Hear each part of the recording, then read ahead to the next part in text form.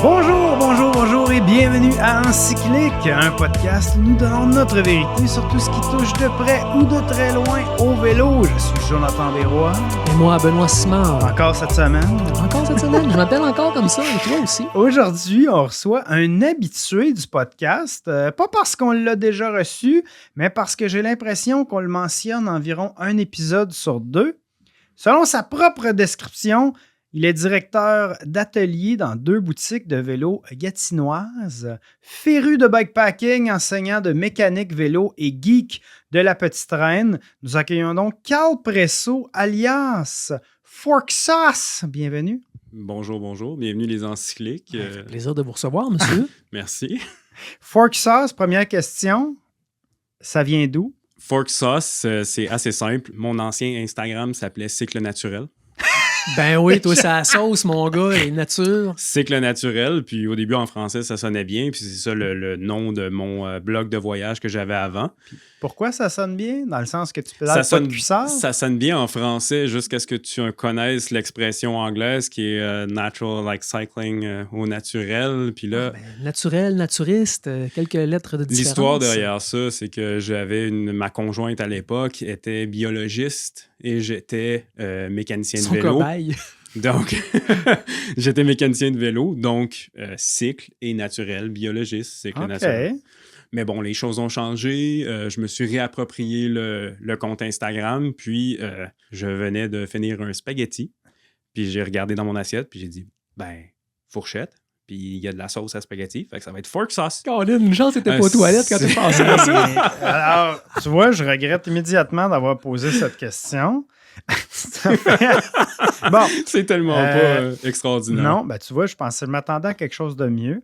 Peut-être que c'est un très bon spaghetti. Par contre... Ouais, mais je vois pas le lien du tout avec un compte qui parle à peu près juste de vélo, puis de soudure, puis de gossage de vélo. Mais par contre, il y a beaucoup de personnes qui font leur libre interprétation de ça. Ouais. Ce qui est vraiment beau. OK. Bon, voilà. Son nom Instagram est une œuvre d'art. Voilà, c'est de l'abstrait. Non, mais fork sauce, ça peut être l'huile qui est utilisée pour lubrifier les fours de vélo. Oui, c'est ça. Hein? Mais on peut parler de beaucoup de choses, mais maintenant que je connais on met ça dans la filière dossier réglé. Ben voilà. OK.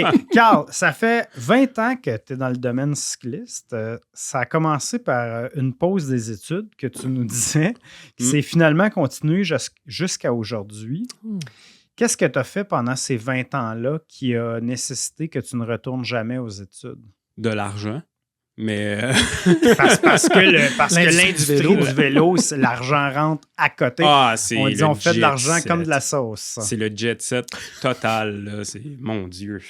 J'avais mon frère qui travaillait pour une boutique de vélo à Québec. Fini par arrêter de travailler là. Moi, je vais pour la boutique, pour ce qu'on appelle l'avant de la boutique. Je voulais faire un peu plus de vente de vélo. Puis je me suis dit, hey, c'est pratique. J'ai pas d'expérience. Ils ne demandent pas d'expérience. Allons-y. Lançons-nous là-dedans. J'avais les connaissances que j'avais, mais il était très ouvert à ça. Quel âge avais-tu? 18 ans. D'accord. Un super beau parcours. J'ai déménagé. J'ai changé d'adresse. J'ai changé de région et je me suis relocalisé dans la belle région des Cantons de l'Est, Granby, cette fois-là. Puis à Granby, je suis allé voir une boutique au mois d'août. Puis je leur ai dit, j'aimerais ça être vendeur de vélo. Parfait moment pour engager au mois d'août. Oui. Ils m'ont dit, on n'engage pas de vendeurs, mais on engage des mécanos. Donc, je suis allé à la bibliothèque. OK. Puis pendant 1 semaine et demie, j'ai appris la mécanique de vélo sur Internet. Puis après, je me suis représenté avec mon CV de mécanicien de vélo. Puis... Expérience, lecture à la bibliothèque. Ouais, ça a commencé là, chez Cycle Saint-Onge. On m'a dit, OK, on va te donner ta chance. 3 semaines plus tard, tout le monde a démissionné dans l'atelier, sauf moi. Il y avait un butch. J'étais rendu chef mécano. Ah ouais? Oui. Le Sheldon Brown de l'atelier là-bas. Ah oui, j'étais rendu le petit chétif qui tremblait, le chef mécano, puis dans les années encore de la World Cup à Bromont. C'est quelle année, ça, exactement? 2004, je pense. 2004, je pense qu'on devait être dans les dernières World Cup à Bromont. Je restais là un bon bout de temps. J'étais placé, je faisais mes choses, j'avais une belle position dans l'atelier. Ma conjointe, à l'époque, déménageait à Québec pour aller à l'université. J'ai appliqué chez Cycle Lambert. Pour aller étudier en biologie? Non, pas la même. Oh, tabarnak, Je hey, on a un Je stop pense qu'il y a devant juste 2 nous. comptes Instagram. Ouais, ça a changé souvent, ce compte Instagram-là. Ça n'existait pas, Instagram. Travailler pour Cycle Lambert au service après-vente, Qui est un distributeur. ce qui est maintenant HLC. Ouais. Je travaillais avec Dom Ménard aussi. C'est vrai? Oui, c'est pour ça qu'on se connaît. On se connaissait de Bromont, mais on se connaissait aussi de Cycle Ah. Lambert. Il travaillait comme représentant pendant que Puis moi, tu j'étais... connaissais pas Ben à cette époque? J'ai fait, connu Ben un peu avant, Peut-être mais... nos chemins sont croisés quand tu étais chez Saint-Onge. Ah, Pour oui, vrai? oui, Ben ouais, moi, j'étais- nos chemins se sont vraiment bien croisés. OK. Oui. Ah oui, OK, ben toi, clairement, Mais Ben, tu t'en non, mais je m'en rappelles pas. rappelle pas. Toi, tu Mais te rappelles quand- pas, tu étais concentré sur quelque chose d'autre. C'est vrai, mais c'est une belle concentration. C'était une très belle concentration. C'était quoi? De quoi tu te rappelles de Ben à cette époque? Ben, je me rappelle, je crois que... J'étais Maintenant, il a fin. grossi. J'étais Il vraiment faisait fin. 3 livres de moins. C'est ça. Non, il faisait au moins 250 grammes de moins. C'était Martin Monnier qui était... Ben oui. Bon, Ça, c'est bon, hein, commencer à du name drop de personnes Ah, que personne connaît en 2004. brag, là, total, là, ouais. Brag, En hein, 2005, j'étais encore responsable des formations chez Specialized à ce Mhm. moment-là. Donc, où je commençais à le faire, peut-être. Ou je ne me rappelle plus Le fameux exactement. SBCU. Ouais, c'est ça. Ouais. Donc, probablement que c'est là qu'on a dû se voir.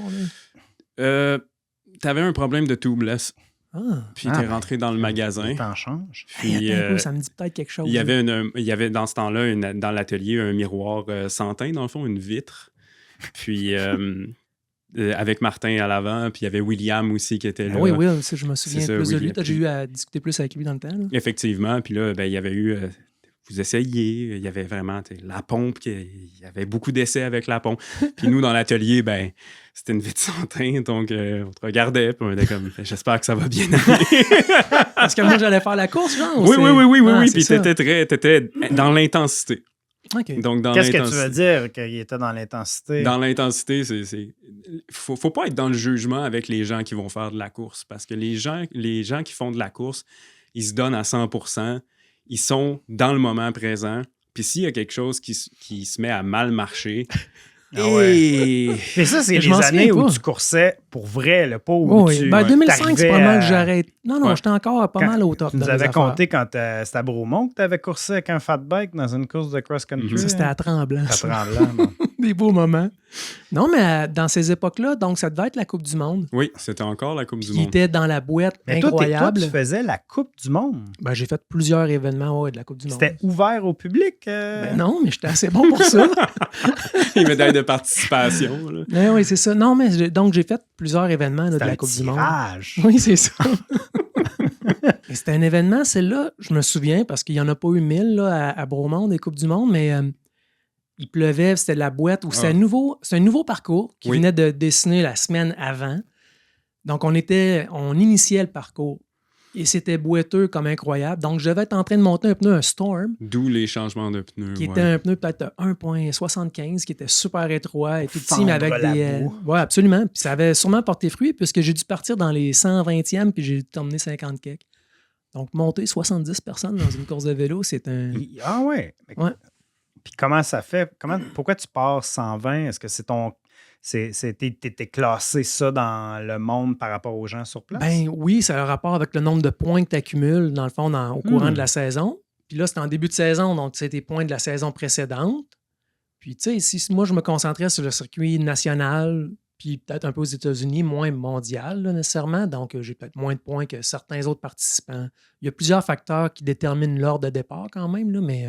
Mais en gros, c'est pas parce que t'es classé super bon dans le monde que t'es capable de mettre un pneu. C'est ça qu'on retient. là, Non, de mais, ça. je m'en souviens pas de ça, mais je Pendant dois que avouer, je suis Carl même il pas était pire en mettre arrière des de sa tailleurs. vitre d'enquêteur de police, t'es chef mécano, puis tu remarqueras qu'il n'est jamais venu t'aider. Dans ce temps-là, c'était Will qui était chef mécano. Heureusement pour moi, parce que honnêtement, j'étais encore en apprentissage. J'étais là. si désagréable que ça, moi, là? Je pense pas. là. Non, mais Will avait essayé de t'aider, puis t'étais comme dans Ouais, ta... mais c'est parce dans que ta moi-même, étant mécano depuis 20 ans, là, peut-être que je savais comment faire.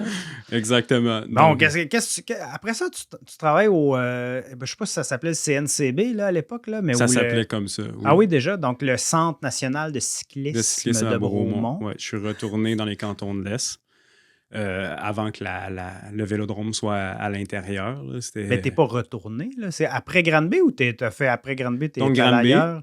HLC, travaillé au service à Montréal, après-vente à Lévis. à Lévis. À Lévis. Sur OK, 1000 d'accord. rue des Draveurs. Ouais. Bon, Où j'ai travaillé aussi. Exactement, tu sais, c'est un petit monde. Mais là, à HLC, donc t'es distributeur, là, c'est quoi tu fais quand tu vends au magasin? Oui, on vend au magasin. C'était le plus gros distributeur. Je crois que ça l'est encore avec l'acquisition de Halley. Avant ça, c'était Lambert. HLC, c'est devenu Halley, Lambert, Cycle. OK. Puis moi, j'étais au service après-vente. Donc, au service après-vente, c'est régler les problèmes avec Les boutiques. les boutiques, oui. Carl, le travail qu'il effectuait à ce moment-là, c'est-à-dire au service après-vente, c'était pour quand les boutiques avaient des soucis, nous, on appelait les gens au service après-vente. Puis souvent, ces gens-là, en tout cas, toi, ça devait être ton rôle. C'est pour ça, je pense que ce côté geek-là de toi encore, on avait besoin de faire affaire avec des geeks parce qu'on a un problème que tu expliques au téléphone que la pièce, elle fait tic-tic, tac-tac, et c'est pourquoi. Ouais. Là, c'est ta Puis là, magie lui, il embarquée. répond Ranger du risque. Hein? La pognez-vous? Non, pas en Non, tout. pas en Moi, tout.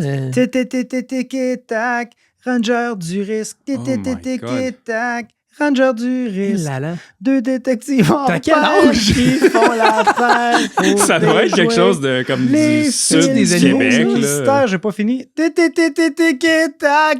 OK, j'avoue que j'ai déjà écouté ça, mais j'ai jamais retenu la... Les gars, je suis vraiment plus vieux que vous autres.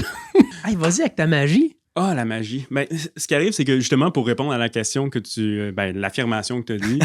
Non, mais que les Ça gars peut- comme toi étaient des références pour nous autres. Fallait Oui. qu'ils soient un geek. Oui, oui. Il y a un avantage à ça, par contre, parce que tu travailles avec un éventail de produits qui est assez limité. Dans les boutiques de vélo, on travaille avec SRAM, Shimano, Campagnolo. On va avoir toutes les marques à gauche et à droite. Au service après-vente, je me concentrais surtout sur tout ce qui était les roues, SRAM, puis tout ça. Donc, ce C'était que je devais spécialisé. connaître, j'étais beaucoup plus spécialisé. Donc, ça aidait beaucoup à répondre aux questions. Mais oui, il y a une certaine curiosité à avoir là, pour être capable de répondre à ces questions-là. Tu étais payé pour geeker. Pour être Exactement. un spécialiste. Exactement. Ça, on Travail de continue rêve. vite ton parcours. Tu retournes à Bromont. Là, tu es entraîneur au Entraîneur CNC? au centre, je suis retourné chez Saint-Onge. Puis, Oh. oui, retourné parce que entraîneur, c'est comme l'escrime. L'escrime ne paie pas. là. Ouais, C'est le fun, on dit m'a dit, souvent mon gars, faites ça. Mais oui, le scrim ne paie pas. Ben oui. L'escrime. L'escrime ne paie pas. Ah.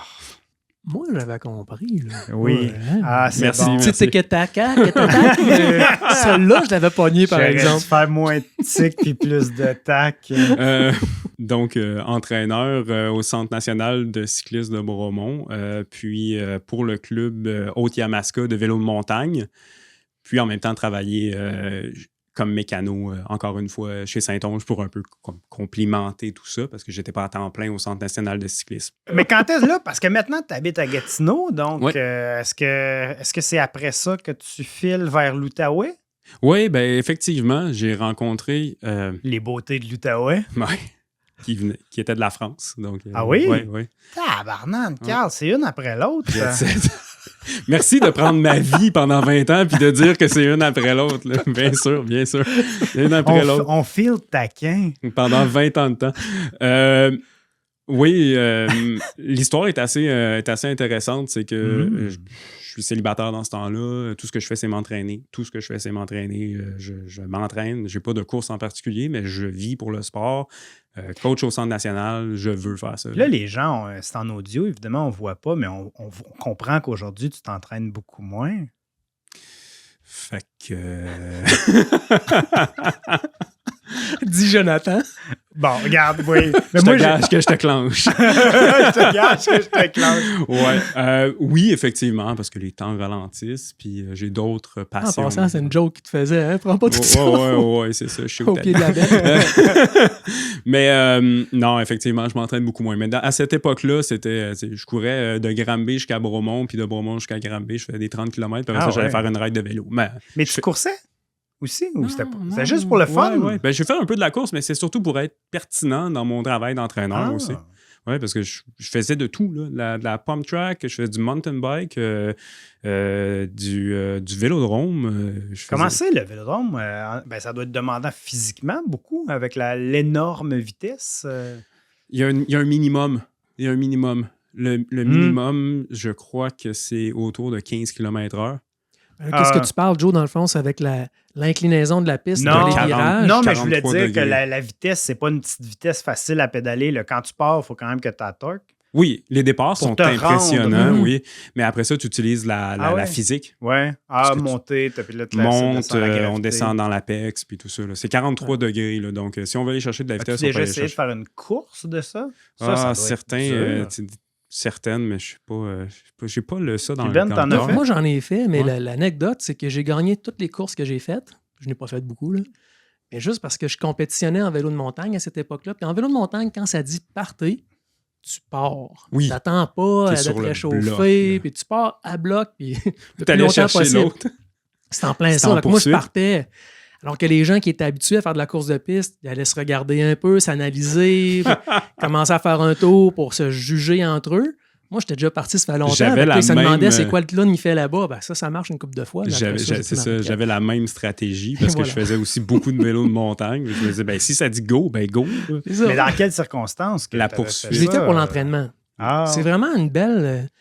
c'est une belle manière de s'entraîner, de faire de la qualité, si on veut. Il n'y a Mhm. pas de voiture, il n'y a pas d'arrêt, il n'y a pas rien sur Qui, lequel... c'est pas indiscret, mais c'est pas indiscret, là, mais qui a fait ton initiation à la piste? Oh, ça, c'est Ah, indiscret. mais ça, c'était une époque où il n'y avait pas ça.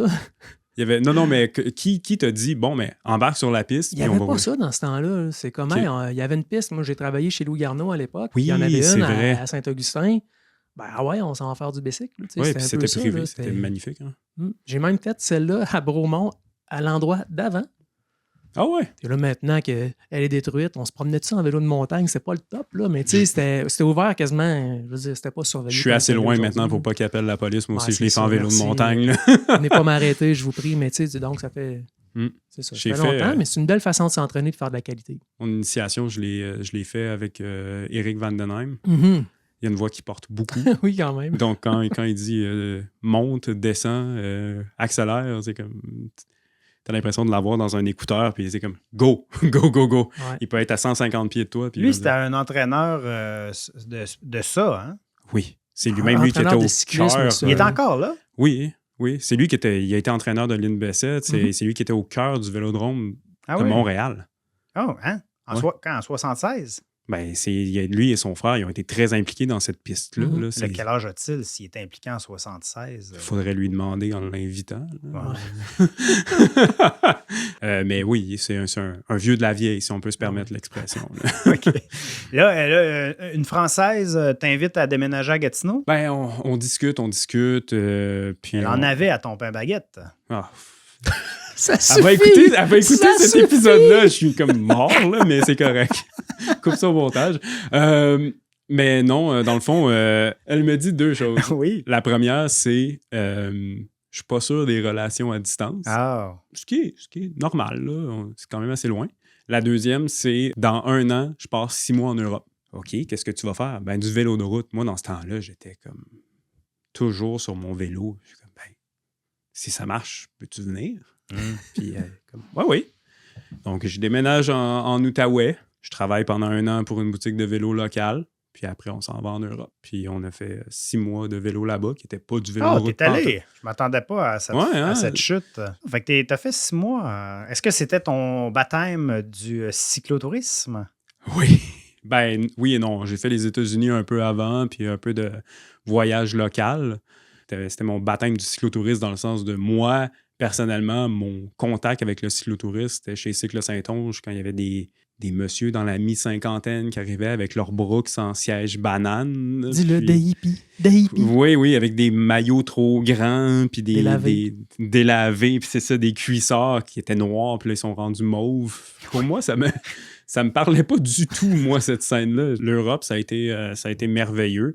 C'est un voyage de vélo de route qui a terminé comme un voyage de cyclotourisme parce qu'on s'est jamais rendu au stade d'avoir des vélos de route. Parce que pour te rendre au point A, au point B, on était censé aller dans un hôtel, rayonner autour de ça, faire des cols, Ok, puis tout c'est ça. pas- Puis après ça, on s'est dit, hey, si on amenait une tente, on pourrait coucher au point A et demi, puis aller au point B après. Puis là, on s'est dit, ouais, mais on va dormir sur quoi? Bon, ben, ça prend des matelas. Hey, puis qu'est-ce qu'on va manger le soir, là? Peut-être un kit de cuisine. Hein? Là, les pauvres vélos de route Partir en avec des carbone. bob trailers, puis... Oui, dans les pauvres vélos de route en carbone, à la fin, là, c'était plus c'était plus adapté à ce qu'on allait faire. Fait qu'on a fini par faire un voyage de cyclotourisme. Maintenant, je suis revenu en Outaouais après. Puis Pas tout le monde qui part pour faire le tour du monde. Là. Ouais, c'est ça. Il y en a qui reviennent après. Là. Une force de la nature.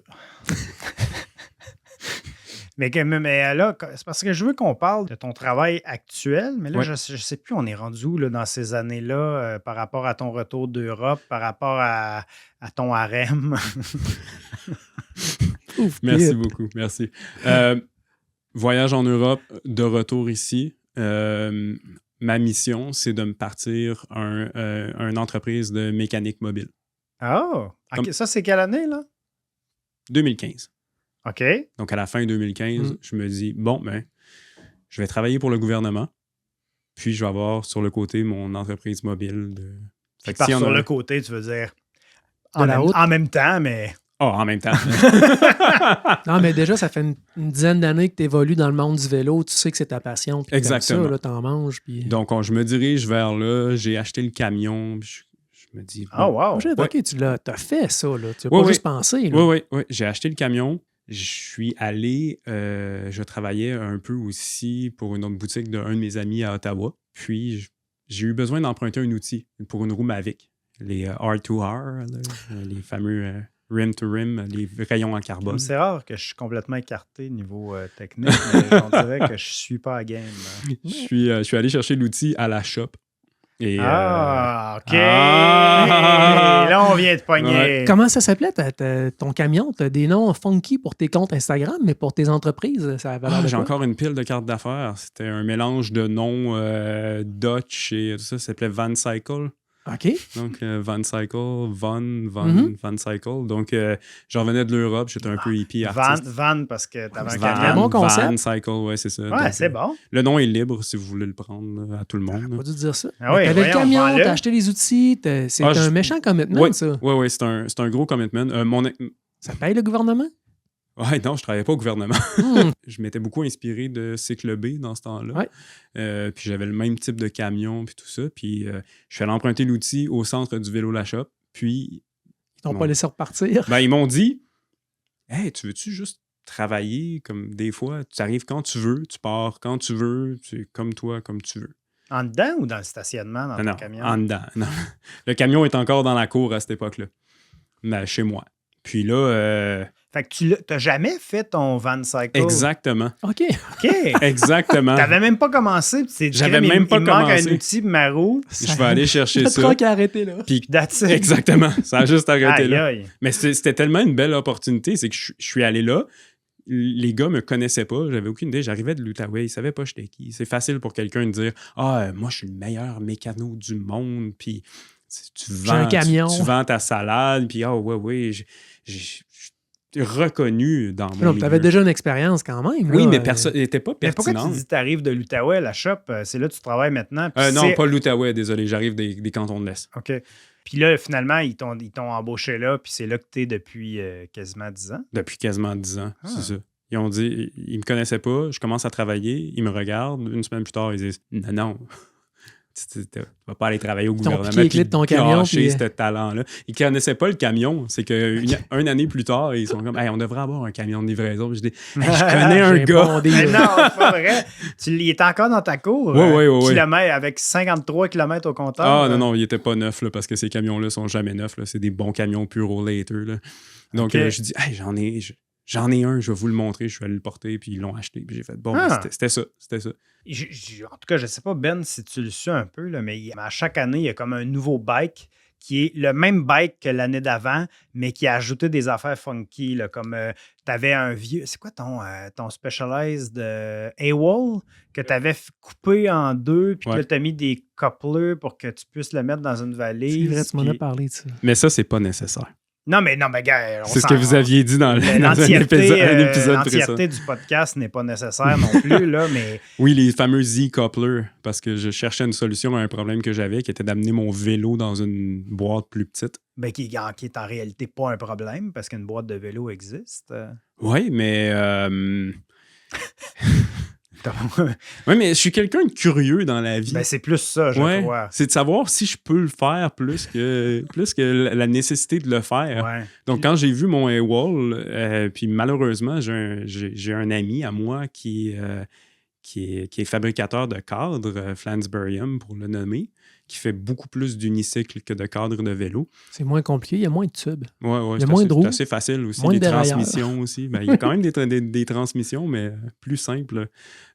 Puis lui, malheureusement, je le connais. Donc, si j'ai des mauvaises idées... C'est plate que tu le connaisses. Oui, exactement. Parce qu'à chaque fois que j'ai une mauvaise idée, une mauvaise bonne idée, comme j'appelle, lui... Il embarque. Il embarque.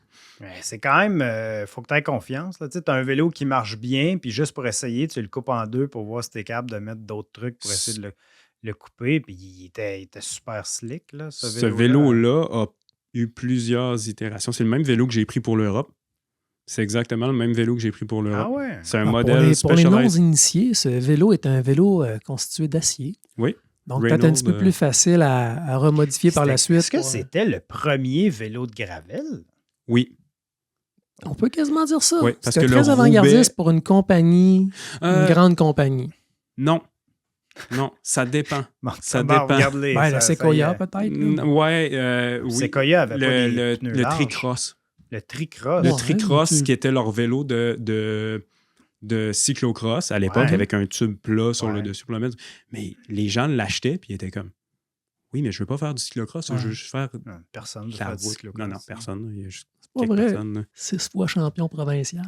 Ben est 6 fois champion provincial de cyclocross. Ben oui. Parmi les 10 personnes qui ont participé. Quand même, hein? C'est quand même un bon podium. Donc, j'ai participé au développement du Tricross. J'ai encore des prototypes ici. Ah, pour vrai? C'est vrai? Ah, oui. Bon, je regarde ça. Un Blackbird. Ouh. Eric Nolan qui a développé le AWOL. On vient maintenant de perdre les 25 personnes qui nous écoutent encore. Exactement. Eric Nolan, qui est un développeur, qui est un designer pour Specialized. Il a développé le AWOL comme un vélo de touring light. Donc, c'était pour faire la transcontinentale, qui est une course en Europe, qui va de Londres jusqu'en Turquie. Je pense que ça change. Ça change. Le parcours change, puis c'est avec des points que ta route n'est jamais la même. Non, c'est ça. Mais bon, oui, à peu près la majorité de l'Europe jusqu'en Turquie. J'ai pris ce vélo-là la première année pour aller faire un voyage en Europe. Le vélo était bien trop flexible. C'était pas un vélo de touring. Eric Nolan était mauvais dans son développement de produit. Il était très bon pour faire du touring light, mais pas comme du vrai vélo de touring. Là, aujourd'hui, tu es directeur d'atelier. Puis dans 2 boutiques, là, puis je dois dire que c'est quoi la différence entre un mécano puis un directeur d'atelier? Est-ce que tu fais de la job ou tu dis c'est comme un répartisseur? On se l'est demandé longtemps, cette question-là, quand on a fait le poste, quand on a créé, disons, la nomenclature du poste. Parce que il y a les mécanos, les chefs mécanos. Ouais. Puis là, on amenait un directeur d'atelier.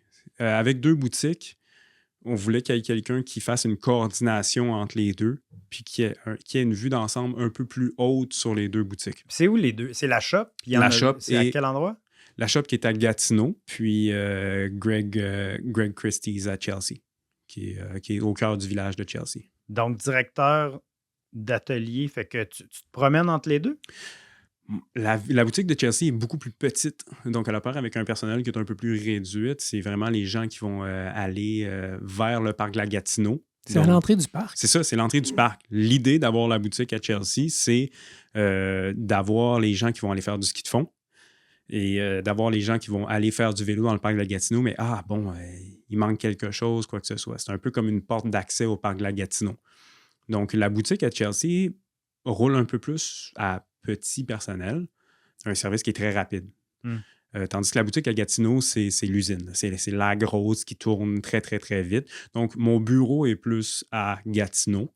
J'arrive à gérer avec nos nouveaux logiciels. Maintenant, j'arrive à gérer tout ce qui se passe d'une boutique à l'autre. Donc, je suis plus rarement à Chelsea, mais je m'arrange quand même pour que le flot de vélos de réparation suive son cours, puis qu'il n'y ait pas d'anicroche. Fait que c'est comme le service à la clientèle, mais pour que les mécanos ne soient pas toujours au comptoir à pour qu'ils recevoir soient les clients, c'est jamais au comptoir. On a un En fait, on veut que les mécanos mécanotent. Ouais. Exactement. Est-ce que c'est commun, ça? Vous n'avez pas ça vraiment chez, Ben, il y a chez des vous, concepts. Ben? Ben oui, absolument. Il y a des concepts qui veulent que justement, quand tu as un mécanicien, ben, un mécanicien devrait être en mesure de produire, je veux dire, 80% de tout le travail, de tout l'atelier au complet. Mais parce que lui, il doit se concentrer essentiellement sur ça.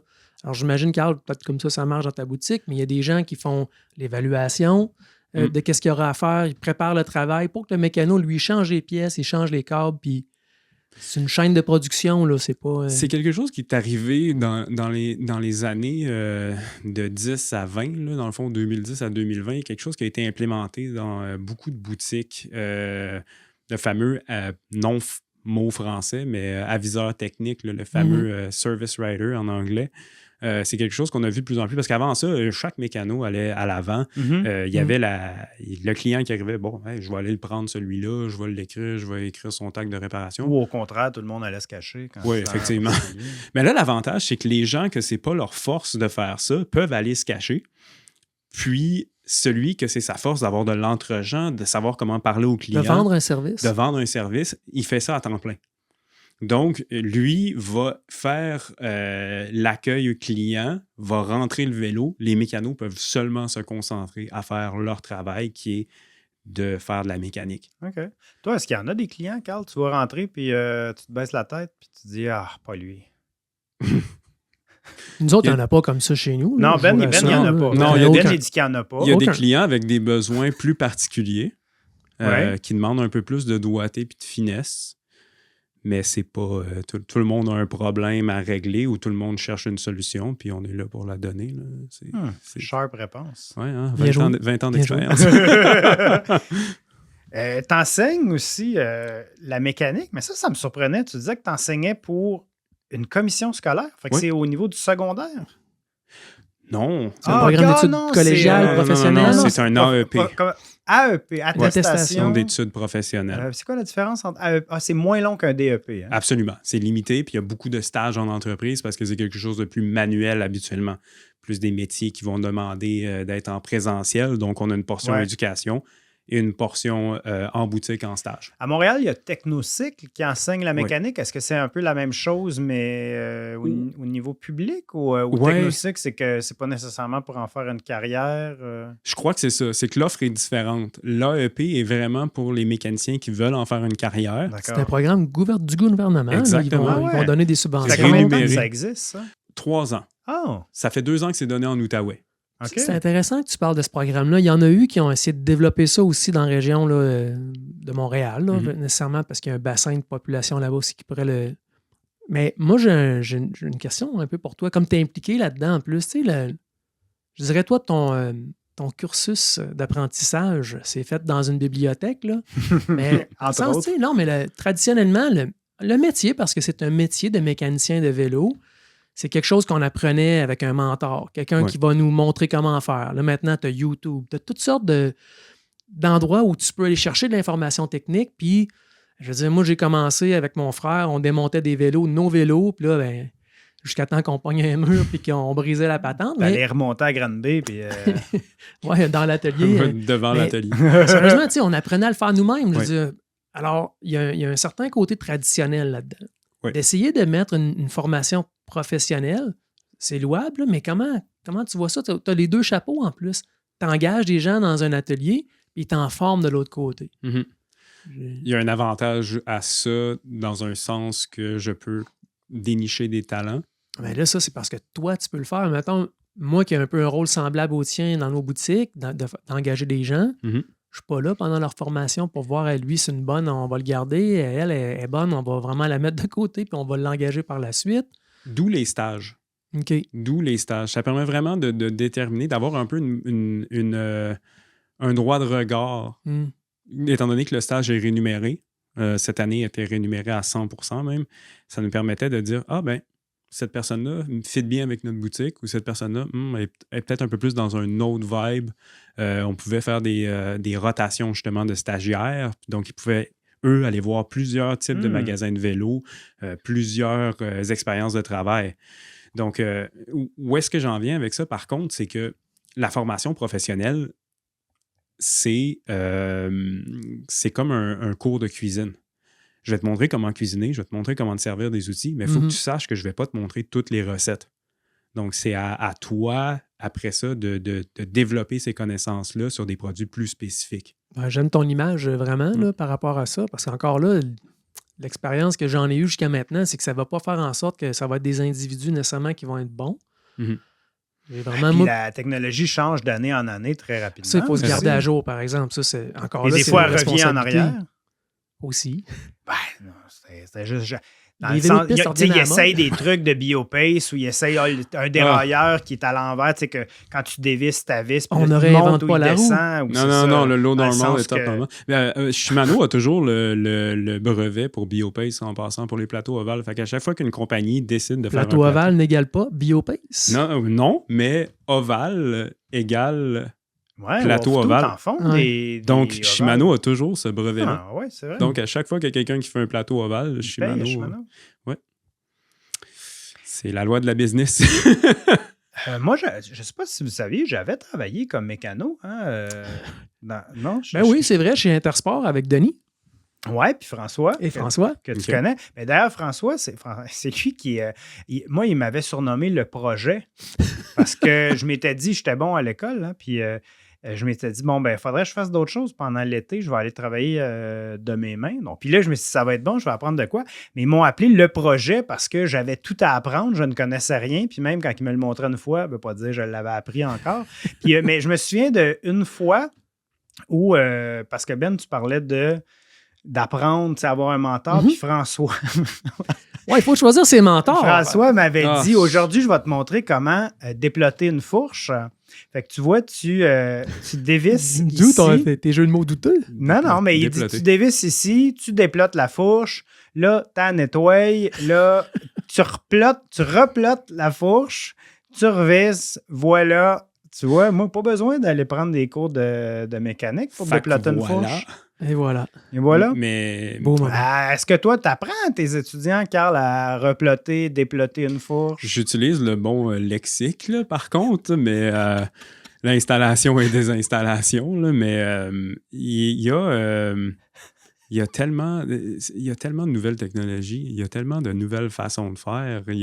C'est impossible de montrer tout. Je crois qu'il faut avoir une expérience en entreprise. Tu vas apprendre 25% dans ce cours-là, puis après, tu vas te retrouver dans une entreprise où est-ce que j'espère que les gens ne vont pas croire que tu vas arriver avec ce cours-là en sachant tout. J'ai Non, un mais on ne s'attend pas ça non plus de la personne qui arrive de ce cours-là. Mais d'avoir la base. Ben oui, savoir se servir des outils, ça, je pense que c'est important. là, J'ai une belle anecdote. Quand j'étais justement chez Saint-Onge, il y avait un de nos clients qui était rentré. Et c'est quelqu'un que j'entends encore des échos aujourd'hui, donc c'est un peu drôle. Là. Mais cette personne-là vient nous voir, nous regarde droit dans les yeux et nous dit « Je m'en vais faire le cours chez Technocycle. Vous m'en verrez plus jamais ici. » Et nous, on le regarde et on fait « OK. » Il aurait dû attendre après. avant Oui, de- peut-être. C'était un peu cocky. Là, je m'en vais à la bibliothèque, j'ai pris ma carte. Exactement. Je suis prêt à imprimer. Mais il est allé faire le cours, qui est un cours très respectable. C'est un week-end. Fait que c'est beaucoup pour quelqu'un qui n'a jamais fait de mécanique. Un week-end de temps. Une fin de semaine. Ouais. Je me reverrai plus jamais ici. Et 2 semaines plus tard, il revient avec son vélo, puis il y avait frappé le fameux mur. Là. Et Ah ouais, tout ça. ce qui était... Tous ceux qui réparent sur YouTube, jamais, mais ça fait mais partie de... tout ce qu'il y avait de mauvais à faire sur le vélo, il a réussi à le faire. C'était une œuvre d'art, son Mais vélo. c'est l'apprentissage, ça, par exemple. Exactement. Il faut faire les erreurs. C'est juste que quand il n'y a mieux pas de les faire sur le vélo des solution... autres. C'est ça. Non. Quand il n'y a pas de solution au problème, ben c'est là que tu frappes un mur, puis c'est là que c'est bien d'avoir un mentor. Mais pas... ça dépend de ton mentor. Ça dépend La de... difficulté, puis je trouve, dans notre milieu à nous, c'est quand on veut... Si un stagiaire vient nous voir, il faut s'en occuper. Oui. Souvent, on manque de temps dans les ateliers pour prendre le temps avec ces gens-là pour Ouais. les... Et au mois d'avril, prendre le temps de prendre le C'est temps. pas le bon moment d'aller voir. C'est prendre le temps de... Tu montes, est-ce que tu montes beaucoup de roues aussi? On dirait que c'est comme quelque chose de secret. Peut-être pas de secret, de comme next level. Les gens veulent rendre ça secret, Ouais. mais c'est pas de la magie non plus. En fais-tu beaucoup? Mais non, mais il y a beaucoup d'ateliers qui en font pas des roues. Tu sais, ils ont la machine à peu près pour la replacer gauche-droite un peu. Ouais, mais ils partent l'alignement. pas de zéro, là. C'était mon travail chez Lambert. Oh! Lambert qui avait un département de roues assez gros. C'est en vrai? passant. Oui. Ils fabriquaient de Ah ouais. A à Z là-bas. Oui. Eux avaient une Holland Mécanique, qui était la grande machine de plusieurs produire, mètres de là. long pour produire de la roue. Là, beaucoup de roues. Là. Mais aussi plus de roues spécialisées. Donc, je m'occupais de Zip, de Fulcrum, Campagnolo, Power Tap, Feu Mhm. Power Tap. Et donc, il y avait beaucoup de changements de genre, puis tout ça, beaucoup de montage de roues. Donc, j'ai pris de l'expérience là. Il y a Nick James de chez Zip qui m'a montré à faire des bonnes roues, pas juste des belles roues. Oui, il y a cette mentalité-là que c'est ésotérique, que c'est un art, que c'est de la magie, puis c'est pas ça, c'est de la science. Là. C'est de bâtir un ensemble qui va être cohérent, qui va avoir la même tension partout, puis il y a des données à aller chercher, il y a des tensions à respecter. C'est tout. C'est la science. La science. Où tu Quand- prends tes informations pour ça? Il y a beaucoup de livres qui sont disponibles, dont celui de Gerd Schranner, qui était un gourou du montage de roues. Tu vois, gourou, là, on n'est plus dans la science, là, on est dans l'ésotérique. Ah, Mais la plupart des manufacturiers vont donner les spécifications. Exactement. Tel rayon, ok, c'est ok. telle tension, telle Exactement. jante, telle. Oui. Surtout, qu'est-ce qu'il faut considérer, c'est que la plupart du temps, là, c'est pas nécessaire. La jante va avoir une limite. Ouais. Comme un pneu va avoir Mais une limite extrême. C'est ça, comme un pneu va avoir une pression haute. Ouais. Mes pneus, ils peuvent prendre 120, fait que je vais rouler 120. Mm. Puis après ça, je vais me décrocher les molaires. Tu sais, descends un peu ta pression, tu vas être plus confortable.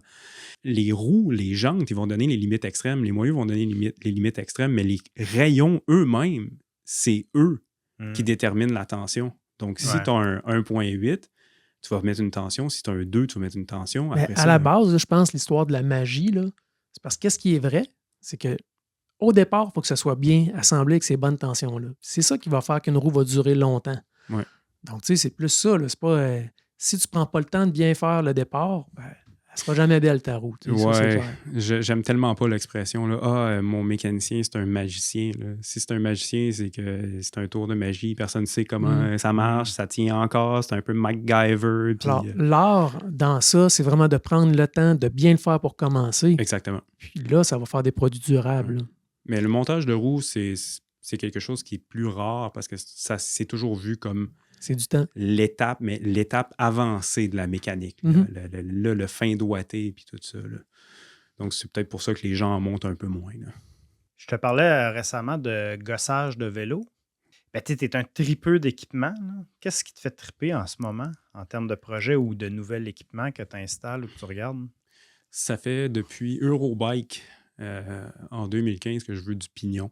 Ah ouais. Je vais en avoir un. Ben je d'ailleurs, pense. hein, il y a un de nous deux ici qui a dit que Pinion, ça s'en venait de plus en plus à la mode, puis l'autre n'était pas d'accord.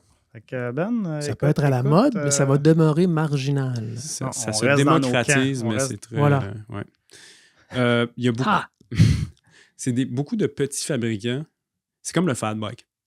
Le fat bike, un bon coup, les gros fabricants ont embarqué là-dedans. Ça a vraiment réduit avec le temps, mais c'est un peu comme le fat bike. Le pignon, c'est quelque chose qui est un beau produit, c'est intelligent, c'est durable. Puis pourquoi que ça marche plus que le Roloff ou que d'autres produits qui ont de même acabit, qui sont là depuis longtemps? C'est pas Qui nouveau. fonctionne super bien Oui, aussi. Exact. Parce que, je vais vous l'expliquer, c'est vraiment Ben, simple. t'es là pour ça, Je Carl? suis là pour ça. Le pignon n'est pas limité par la grosseur de l'interface. Donc, l'interface est bâtie autour du pignon. Donc, on s'entend, c'est comme un moteur électrique, dans le fond, une unité, un drive unit, comme on appelle en anglais. Le pignon est une unité et on doit l'installer sur le vélo. Donc, le vélo est adapté à ça. Mhm. Roll-off, Ouais, le cadre est bâti de base pour avoir ça, Pour- mais qui est un inconvénient en même temps aussi. oui, effectivement, ça demande d'adapter le cadre. Par contre, après, le roll-off, lui, doit être adapté au vélo sur lequel il est installé. Donc, on a une limitation de grosseur, on a une limitation de largeur. Ça doit rester un moyeu, donc ça doit être circulaire. Donc, le moyeu doit être adapté à la roue. Par contre, un pignon, c'est très durable. Et on se retrouve avec, un peu comme les premiers vélos électriques à moteur central. On a 2 roues standard. Donc, au bout du monde, si jamais on a un moyeu qui casse, ce qui est quand même assez commun, ou une roue qui casse, on peut aller chercher n'importe quel modèle de roue, n'importe lequel, le remplacer, puis on peut repartir. Ce qui est un peu plus compliqué avec Rohloff. Qu'est-ce qui fait que c'est marginal, les gars? C'est pas parce que parce des c'est standards cher différents, alors. c'est parce que c'est cher. Oui, Et c'est qu'il y a cher. d'autres technologies qui font bien le travail pour une fraction du prix. C'est un petit peu ça. Tu sais. Mais est-ce que l'industrie devrait développer autour de ça à 100%? Oui. Ah, tu veux dire de garder ça, mais de le démocratiser. Le concept comme une d'internaliser les pièces, moi, encore une fois, si tu me demandes des choses comme ça, moi, qu'est-ce que je comprends pas aujourd'hui, en 2025, c'est que les compagnies essayent encore de développer des dérailleurs externes. Pourquoi qu'ils investissent encore des centaines de milliers de dollars dans le développement de ça, alors que c'est développé des moyeux internes, des pédaliers comme le Pignon. Juste toi, tu regardes tes vélos, tu as des centaines de milliers de dollars de dérailleurs électroniques. Oui, parce que ça fonctionne bien. Je trouve que ça fonctionne bien. Je veux soulever un point. Je veux vraiment soulever un point. Soulève-le. Je vais soulever le point. Vas-y. Classify. Il n'arrête pas. Oui, je sais où est-ce que tu veux. Justement. Bon, moi, ce que je déteste le plus dans les vélos, puis je vais toujours détester, puis j'ai des années de détestation. Oui, c'est ça, de détestation. C'est les dérailleurs avant. Les dérailleurs avant, c'est ce que j'appelle une shim. C'est quelque chose qu'on met parce qu'il y a un problème, mais on ne sait pas trop comment le régler. Classify a fait un moyeu qui, justement, règle ce problème-là. On prend les vitesses et on les met à l'arrière dans le moyeu, puis on a la cassette. Tu as comme un 11 vitesses en arrière, mais une clutch interne qui fait que finalement, tu as un 22 vitesses en arrière. Il avait déjà essayé de faire ça avec le Howitzer puis le FSA Metropolis. Et même, moi, je peux vous parler de certaines compagnies françaises qui avaient sorti des choses. Il nous restait 2 auditeurs. Ils sont partis. Désolé, chérie. Comment désolé? Oui, qui ont essayé de faire des engrenages planétaires pour essayer de régler ce problème-là. Mais le dérailleur avant a toujours été un problème. Donc, Classify... Mais SRAM, ils ont réglé ça fait longtemps. Là. Ça marche. Oui, mais les écarts de cadence... Problème? Parce que les écarts... le dérailleur avant, c'est pas... L'écart est tellement grand que ça n'a jamais bien changé de vitesse. Si tu te dis, regarde, je me mets un 24 puis un 40, mettons, tu es toujours sur le 40 dedans. Puis là, à un moment donné, tu te mets sur le 24. Une au cas où. C'est comme ta... Oui, j'ai modifié. Ton rouet de secours. Faudrait que je vous retrouve des photos de mon dérailleur avant que j'avais en Europe. C'était un dérailleur 105. J'avais mis un pédalier de montagne SLX. J'avais mis un mini plateau. J'avais coupé la cage de mon dérailleur 105, puis j'avais rifté le bas de la cage au dérailleur. Le gosseux nous parle. Le gosseux, là. Puis j'avais fait un plateau double avant, justement, qu'on commence à aller chercher dans le ultra low, le mid-compact et tout ça. Moi-même, je n'ai rien suivi de cette histoire. Ben, as-tu compris ça? Oui, parce que moi, ça fait longtemps que j'ai mis... Quand je faisais du cyclocross, à l'époque, on était 10, là, de mes 16 championnats, là. Mais déjà, on n'utilisait plus de dérailleur avant, ou le moins possible, donc on le barrait. On le barrait en place, puis ça n'existait pas des plateaux pensés pour pas que la chaîne débarque. Ça dépend de l'usage. Le problème, c'est que le dérailleur avant, c'est un mal nécessaire selon l'usage. J'ai vu mon copain qui est venu à l'épisode, Mathieu Latulippe, il cycle Tulipe à Montréal. Puis donc, cette semaine, il me disait que les gens qui lui commandent présentement des nouveaux vélos avec des dérailleurs doubles, un dérailleur avant, sont ceux qui n'ont jamais roulé sur un monoplateau encore. C'est vrai. Carl, tu n'es pas là d'accord. Moi, je te cite, là, je cite Mathieu. Je pense, je vais aller au fond de ça, dans le fond, le dérailleur avant... La haine que tu avais. Mais le dérailleur avant est un mal nécessaire, justement, pour... Je crois qu'en gravel, la grosse gravelle américaine, qu'on va appeler, là, ou canadienne maintenant, ça dépend où t'es, là. Mais... Un peu, on n'a pas encore un 51e État ici. OK, ouais, fait que c'est ça. La gravelle nord-américaine que je vais appeler, Big Red, des affaires comme ça, là, la Unbound, c'est de la gravelle qui est rough, là. C'est du gros vélo de montagne avec des guidons courbés, puis ça casse les vélos. La cadence n'est pas importante. Ah ouais. Il y a moins de finesse dans le choix de vitesse. Exactement. Dans un peloton, avec beaucoup de rouleurs avec nous, on est dans un peloton hyper compact. La différence entre la 16 et la 17, ça ne peut pas être 3 dents. Il faut que ça soit quelque chose qui est rapproché parce qu'on va peaufiner sa cadence. Donc, si on peaufine sa cadence, dans le fond, on ne veut pas nécessairement avoir un gros bond entre les deux. Donc, le dérailleur double avant va nous permettre d'avoir un plateau un peu plus gros, puis à l'arrière, d'avoir une cassette un peu plus compacte. Donc, si on veut grimper, après ça, on est capable de descendre sur le petit plateau puis de jouer sur la cassette. Où est-ce que le one-by, le fameux monoplateau, brille? C'est quand on n'a pas vraiment besoin de ces ratios-là. C'est plus simple. C'est ça, c'est plus simple. Mais c'est limitatif. Dans mon cas, j'ai choisi d'avoir des vitesses très faciles, mais ça fait que si je suis dans ma vitesse la plus dure, ben, à un moment donné, je me laisse descendre. Puis, Exactement. Je peux pas, ça serait impossible de rouler avec mon tulipe, là, par exemple, qui est fait pour monter des côtes sans jamais arrêter de pédaler. Je peux pas rouler vite là, sur le. Fait que, mais d'un autre côté, tu peux dire, ben moi, je suis un gros rouleur. J'abandonne des petites vitesses puis au profit d'avoir plus de jus de l'autre côté. L'affaire qui Ben, arrive, c'est rarement dans les extrémités que tu vas en perdre, Joe, c'est au milieu. Ouais. C'est un peu mais ça toi, que la tu parles finesse. de. Moi, je suis même pas dans la finesse de dire en une dent entre chaque et tout ça. Je te dis, soit que tu en Les perds dans extrémités. les extrêmes faciles ou dans l'extrême torquage. Ouais. Là où on a vu un gros changement en vélo de montagne, où les gens ont finalement adopté le monoplateau, c'était le XTR quand ils ont développé leur cassette avec ils n'ont pas juste dit on va mettre 10, 11, 12, 13, 14, puis là, monter. Ils ont dit non, sur cette cassette-là, on développe ça. Sur ce pignon-là, on va développer ça. Sur ce pignon-là, on va développer ça. Puis l'écart de cadence est ça, puis est proportionnel. Donc, quand les gens ont commencé à rouler avec ça, ils ont dit hey, Shimano font encore des pièces de vélo? Oui, des fois. Non. C'est un gag très niché. Ben, c'est très Ouais, niché, ouais, étant donné que très- Ben j'ai capote jugé sur SRAM, encore. mais- Encore. Moi, je Capote ne- pas sur SRAM. Je pense que Shimano a échappé la balle à quelque part. Je fais des Sans événements gamme. pour Shimano. Je suis très près de la compagnie Shimano. Donc, c'est pour ça que mon bike est monté en SRAM en ce moment, parce que j'attends des choses.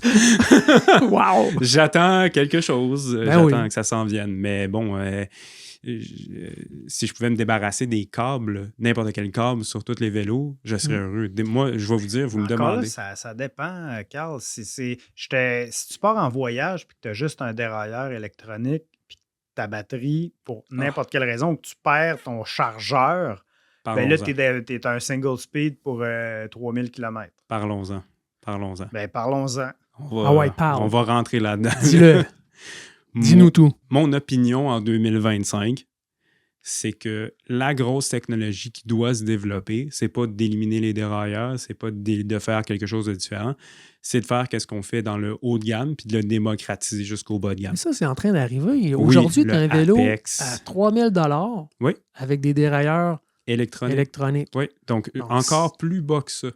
Si on peut créer un standard, un 17e standard, mais si on pouvait tous s'entendre pour...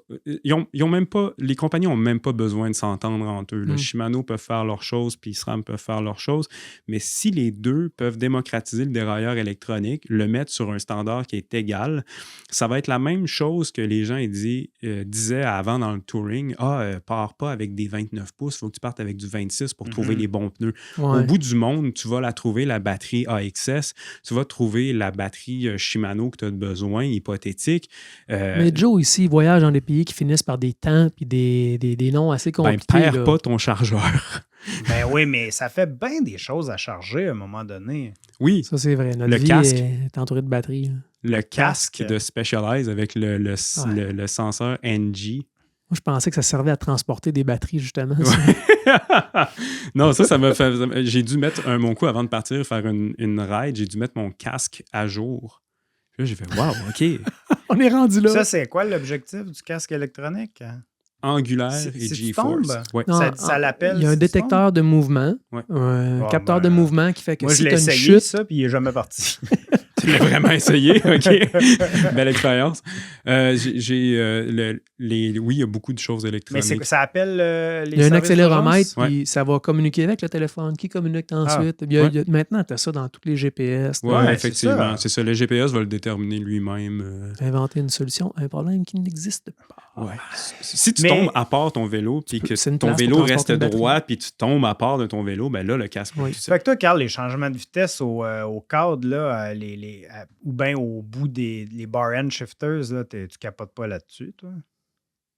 Vous avez vu le vélo d'Émilie? Elle a une CID. Ta conjointe ma actuelle. conjointe actuelle, oui, et qui va le rester pour l'éternité. Chérie, c'est dans la poche. C'est dans la poche. Ma conjointe actuelle a... Dis le même, c'est vraiment pas cool. ouais, celle du moment, là, non. Non, rewind, OK. Émilie, donc... Ta douce. Celle que vous avez rencontrée. On a sur le rencontré, Log Drive. ben oui. Absolument. Petite clenche au Log Drivers. Oui, comme tout le monde. J'ai fait des belles grosses rides. On en reparlera. Ouais, Qu'est-ce qu'elle c'est vrai, dit? ça. Mais elle a une CID Ultimate sur son...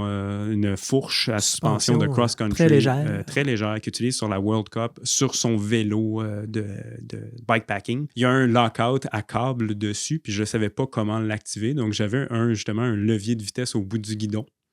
Puis je me suis dit, hey, ça pourrait être original d'essayer ça. Fait que j'ai changé la course. J'avais ça sur certains de mes Ça vélos. marche. Moi, dans le temps, on tripait un peu, mon ami. On va dropper des noms ici aujourd'hui. Guillaume Vas-y. Daisy, salut Guillaume. Ah, Ouais. Guillaume Daisy, oui. Puis- Golem. Hein. Ben oui, mais Donne tu sais, en un, Golem. on C'est a, un vélo euh, sur mesure pour oui. pour la personne qui est toujours là. Salut, Louis Robert.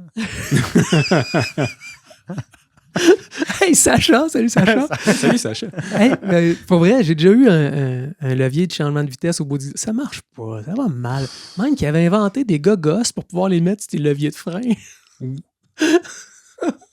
OK, Yes, bon, sir. mais là ils ont Ça ramené dit. ça. Fait que tu sais, c'est Ils ont comme... ramené ça pour Non, mais- Genevalley, qui s'appelle la compagnie maintenant. Je pensais que c'était Genevieve, mais... Genevalley, C'est les vieilles affaires qu'il y avait sur les CCM, mais que C'est ça parti dans le- ressemble à ça. c'est là. parti dans le cyclocross. Ça. C'était Ah très oui. populaire sur le ok, cyclocross. ok. J'ai demandé à Émilie la semaine passée, je lui ai dit, veux-tu qu'on change ton vélo pour du AXS? Puis elle a dit, je l'aime bien, mon petit shifter. C'est vrai? Ouais. Fait Ah que- ouais. Mais le bar and shifter, bon, attends, excuse. Le Genevieve, là, ou Valley, ça ressemble vraiment au vieux truc là, sans friction que tu avais sur les vieux CCM de Exactement. Canadian Tire que tu avais au guidon. Mais là, ça, c'est rendu sur les freins pour Ouais. changer tes vitesses. Puis c'est l'équivalent d'avoir ça. Un bar and shifter, c'est au bout de tes poignées Ouais. de route. Et ça aussi, c'est très, Ça n'a très pas duré old school. longtemps en route, ça. Ben moi, j'ai C'était remis là ça pour le sur triathlon. J'ai remis ça sur mon Surly. Ah, toi, tu parles au bout ouais, mais les c'est le Genevieve. même... Mais les bar and shifters, tu vois ça quand même pas mal sur The Radavist. Là. Puis, c'est Oui. ce genre de... Ah non, Oui. mais moi, j'ai mis ça sur mon Surly pour l'essayer parce que je l'avais. Puis j'ai remis un... C'est des gars qui font Un du bike guidon. en jeans déchirés avec des Ouais, sandales. non, je mets... T'as oublié les vestes de jeans Oui, avec c'est les ça. manches coupées puis les patchs. Je me promène beaucoup ces temps-ci avec mon Surly. Puis je vais te dire, c'est quand même... tu sais, c'est la même chose que faire de rouler avec un single speed. C'est comme... le sport est plus pur. Tu sais, quand tu contrôles, clic, clic. Moi, j'ai clic, jamais fait ça clic. pour le sport pur. C'est juste parce que j'avais pas besoin de changer de gaine à tous les 2 mois l'hiver. Tu sais, c'est- Mhm. Ben, c'est quand même agréable.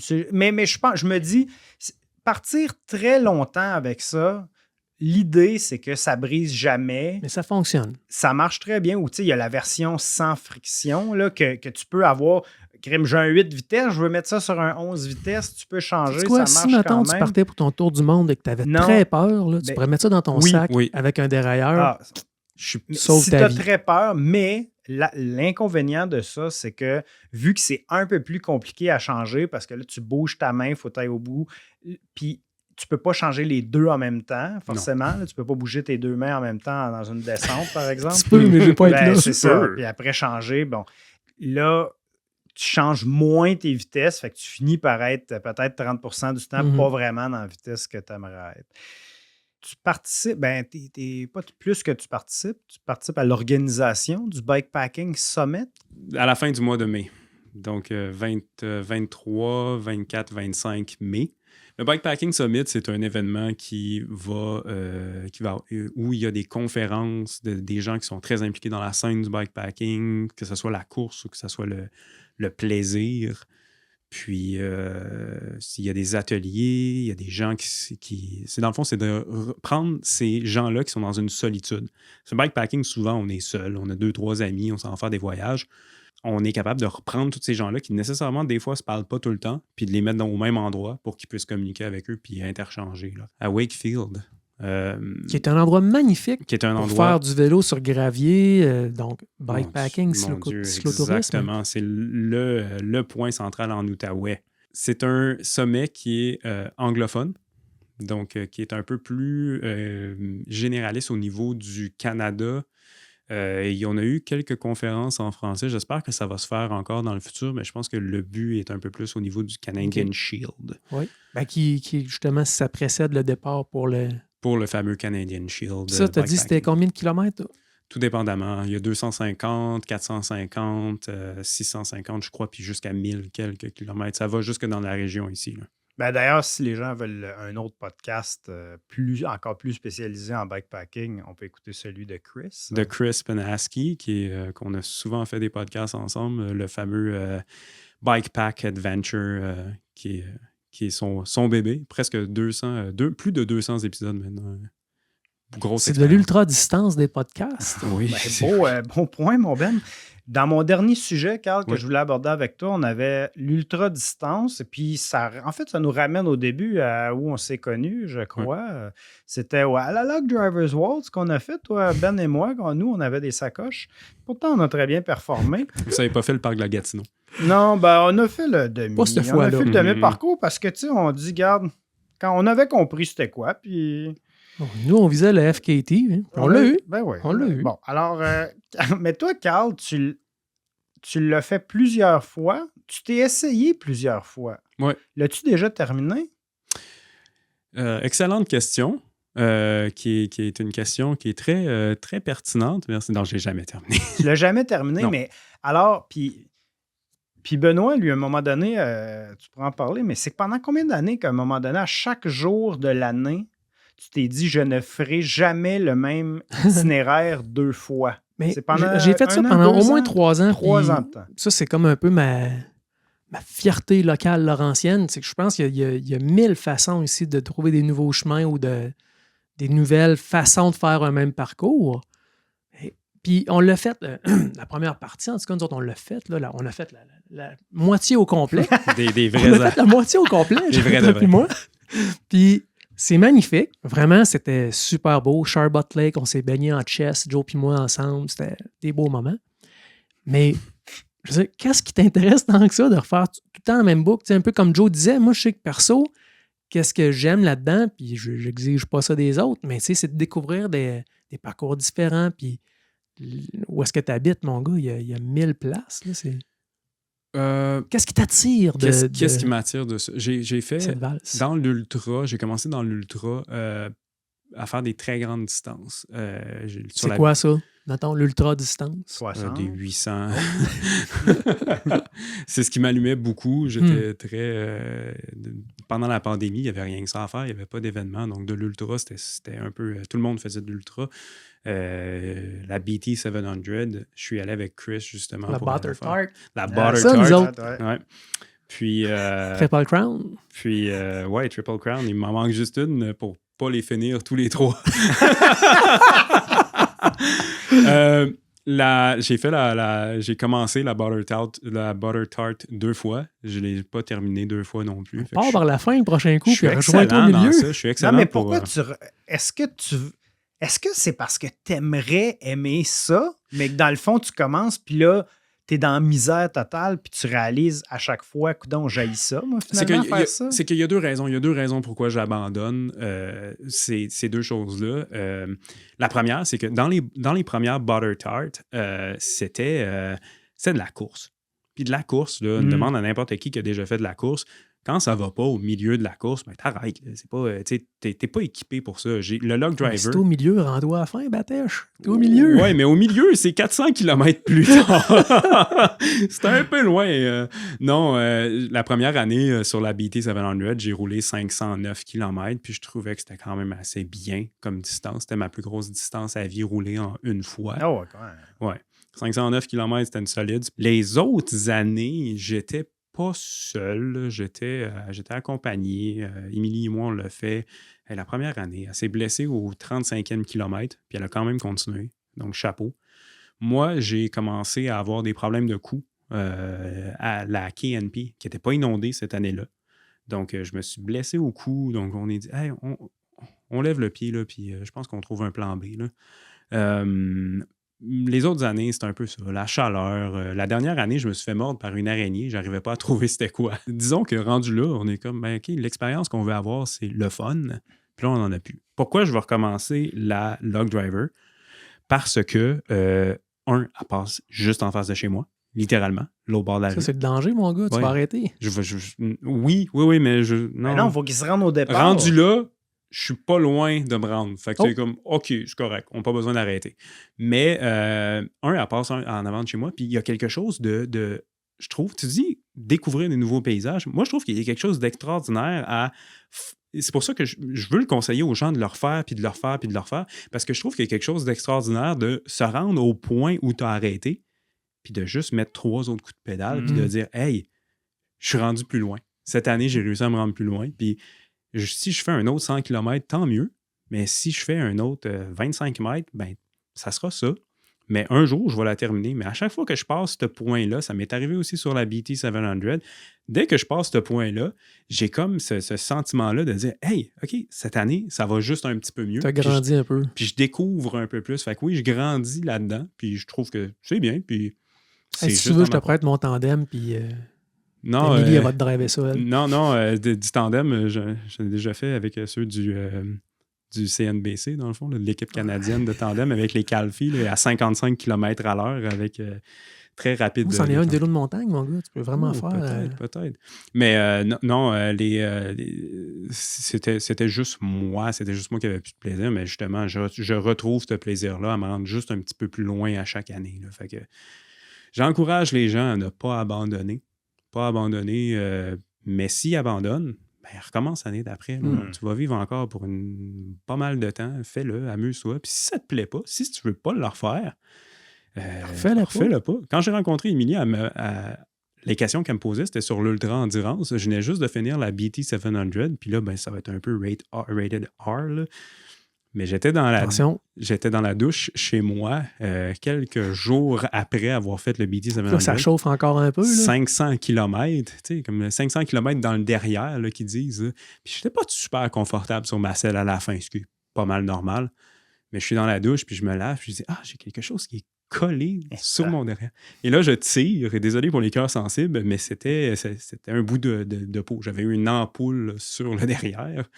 Donc, elle me dit, je pensais que tu allais dire un morceau de Cell Brooks qui était resté collé. Non, c'était pas une Cell Brooks, c'était ça le problème. La Cell Brooks, c'est excellent. C'est vrai, t'es un fan, toi? Non, pas mais juste pour revenir à Émilie, elle me pose la question, elle dit « Qu'est-ce que tu penses de la course d'endurance? » Puis moi, je viens de terminer ça, je suis démoli et je lui dis « Jamais, fais pas ça, t'es malade mental. Qu'est-ce que tu fais là de vouloir faire ça, cette course-là? » Elle m'a pas reparlé pendant quelques mois. Après parce qu'elle a vu ton derrière, puis là, elle a eu peur. Ouais, non, elle a eu peur. Mais oui, les Cell Brooks, excellent. Ouais. C'est vrai? Ouais. Je suis curieux. Bon, ça y est, on avait une belle fin, mais... OK, Cell Brooks. OK, juste pour terminer. 2 minutes. 2 minutes. Je les trouve excellentes parce que ça crée un support. Quand c'est bien entretenu, c'est des bonnes selles. Ils font une version de titane maintenant. Là. Pas la cambium. Du cuir en titane? La vraie en cuir. Les rails en titane. Je trouve qu'il y a un bon glissement sur la selle. Donc, sans la mettre trop haute, mais juste, il y a un bon glissement. Il n'y a pas de frottement où les autres selles, on va être vraiment barrés sur la selle et ça crée une zone de friction. Moi, je suis très...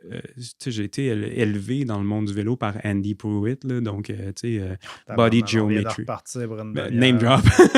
Body Geometry, puis tout ça. Puis pourtant, je reviens toujours, encore une fois, au Brooks. Donc, ça fonctionne pour moi. Peut-être que ça ne fonctionne pas sur tout le monde, mais j'ai des mirrors imprimés en 3D, j'en ai essayé, ça ne marchait pas pour moi. Ma solution fonctionne. Ça, c'est vrai. Je pense que si elle est confortable pour toi, c'est la bonne. C'est la bonne. OK, je profite de cet instant pour dire merci beaucoup, Carl. Ça fait plaisir. Parce que sinon... Je sentais qu'on trop de montage. Ça va être long. Pauvre Carl, merci beaucoup d'être venu de Gatineau pour nous parler mécanique et ultra-distance. Merci d'avoir partagé ta geekitude avec nous. On a senti Ben... avec des frétillements. Écoute, au bout de sa chaise là, tout le long. Mais c'était très, très intéressant. Merci beaucoup. On va clore aussi ce chapitre, mais nous prenons vos commentaires et vos questions. Carl, Si les gens ne le savent pas encore, comment te joint-on? Sur Instagram, le fameux Fork Sauce, ça va être ma belle face. Benoît? On nous rejoint au @Espresso Sport. Et je suis disponible au @ Jonathan Desrois. Merci beaucoup pour votre écoute et à bientôt pour d'autres encycliques. Ah.